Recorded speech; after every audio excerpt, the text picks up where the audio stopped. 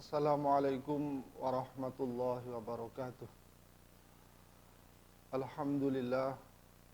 Assalamun ala ibadihi alladhina astafa wa ba'dah. Al-mukarramun wal muhtaramun, para alim ulama, para pendengar dan para pemirsa rahimakumullah.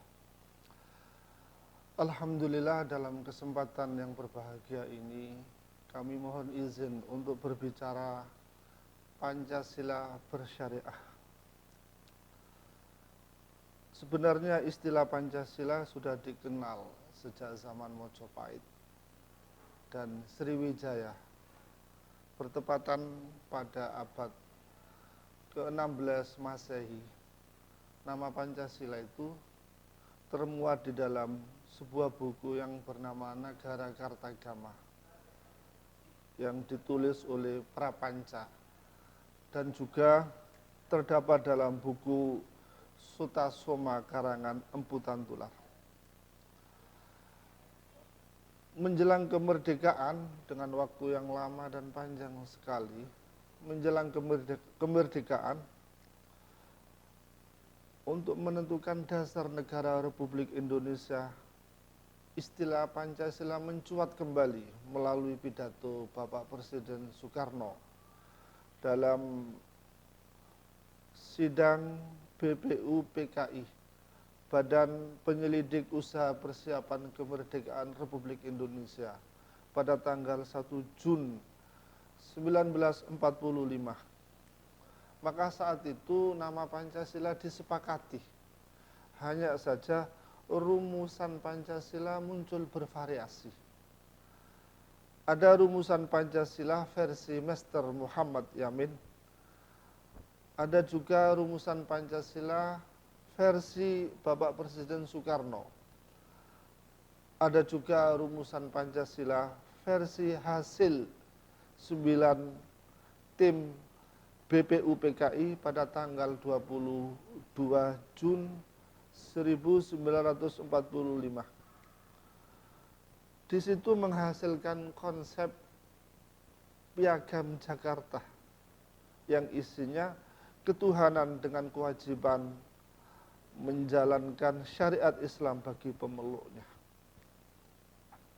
Maka rumusan Pancasila yang kontennya di situ Piagam Jakarta menjadi kesepakatan bangsa Indonesia hingga pada tanggal 17 Agustus 1945 Piagam Jakarta didekretkan bersamaan dengan proklamasi kemerdekaan Indonesia. Namun setelah itu mendapatkan protes dari kalangan Protestan, Katolik, nasionalis sekuler, dan juga dari Kristen. Mereka tidak puas dengan Pancasila yang Piagam Jakarta. Maka muncullah i'tiradul fikri, pertarungan pemikiran yang akan berdampak terhadap kesatuan Republik Indonesia. Kalau mengikuti Piagam Jakarta, Indonesia akan pecah. Dan kalau mengikuti nasionalis sekuler, Indonesia akan hancur. Maka pada saat itu Bapak Muhammad Hatta mengakomodir beberapa ilmuwan, negarawan, agamawan, di antaranya Kiai Haji Wahid Hashim, Ki Bagus Hadikusuma, Mr. Kasman Singodimojo, dan Mr. Tengku Hasan. Diskusi yang panjang akhirnya menghasilkan sebuah konsep Pancasila sila pertama, ketuhanan yang Maha Esa. Lah konsep ini kemudian disepakati oleh PPKI, yaitu Panitia Persiapan Kemerdekaan Indonesia. Maka yang semula Piagam Jakarta pada tanggal 17 Agustus, 18 Agustusnya di situ menjadi konsep sila pertama ketuhanan yang Maha Esa. Maka Pancasila di sini kalau dalam istilah Al-Quran disebut mitsaqan ghalidha, satu perjanjian yang suci bangsa Indonesia yang harus dijaga, harus dilestarikan, harus disosialisasikan dengan harga mati, tidak dengan harga mahal. Menurut almarhum al-maghfurlah Bapak Kiai Haji Ahmad Siddiq mengatakan bahwasanya kata yang Maha Esa sebagai penguat kata ketuhanan menjadi ketuhanan yang Maha Esa, menghapus piagam Jakarta dapat diterima dan mencerminkan konsep teologis Islam yang sejalan dengan surat Al-Ikhlas. A'udzubillahi minasyaitonirrajim. Bismillahirrahmanirrahim. Qul huwallahu ahad, Allahus samad, lam yalid wa lam yulad wa lam yakul lahu kufuwan ahad. Ayat dan surat Al-Ikhlas ini merupakan satu landasan fundamental di dalam konsep teologis Islam. Menurut almarhum al-maghfurlah Profesor Nurholis Majid mengatakan konsep ketuhanan yang Maha Esa dibanding dengan piagam Jakarta itu justru lebih baik, lebih strategis dan lebih teologis. Menurut Profesor Huzairin mengatakan rumusan Pancasila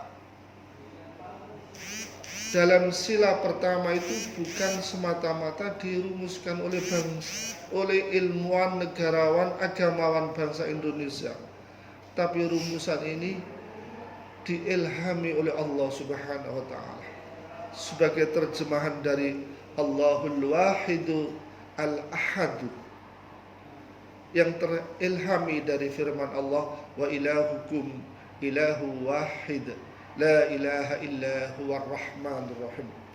Wa ilahukum ilahu wahid, Tuhan kamu ilahun wahidun, Tuhan yang Maha Esa.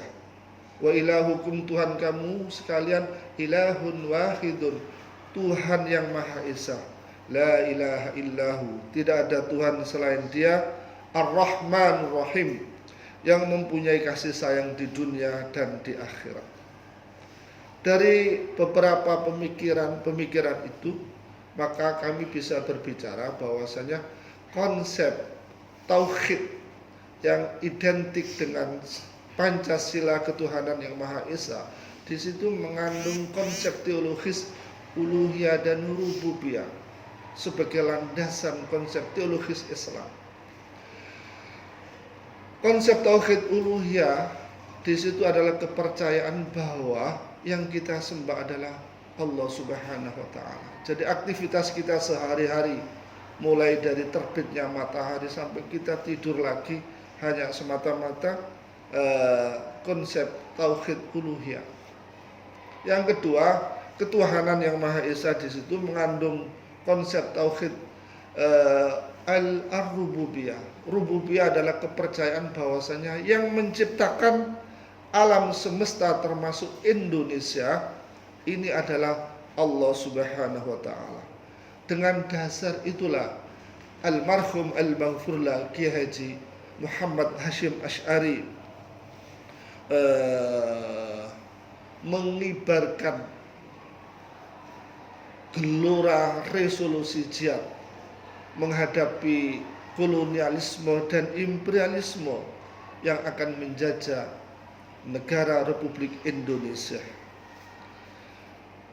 Ada yang lebih menarik lagi, beberapa tahun yang lalu Bapak Kiai Haji Dr. Insinyur Salahuddin Wahid yang sering disapa dengan Gus Solah sebagai Rektor Universitas Hasyim Asy'ari sekaligus pengasuh Pondok Pesantren Tebu Ireng. Beliau mengatakan bahwasanya Pancasila ya di situ justru memberikan ruang agama, ruang pelaku agama untuk melakukan ibadah menurut agamanya. Lah, berkenaan dengan syariah, beliau mengatakan syariah dalam NKRI itu sudah dihapus pada tanggal 18 Agustus. Tetapi beliau mengatakan bukan berarti kita menolak syariah. Syariah tidak masuk dalam kerangka Undang-Undang Dasar Republik Indonesia, tetapi masuk dalam undang-undang seperti Undang-Undang Perkawinan, Undang-Undang Peradilan Agama. Di dalam kompilasi hukum Islam di situ sudah lengkap.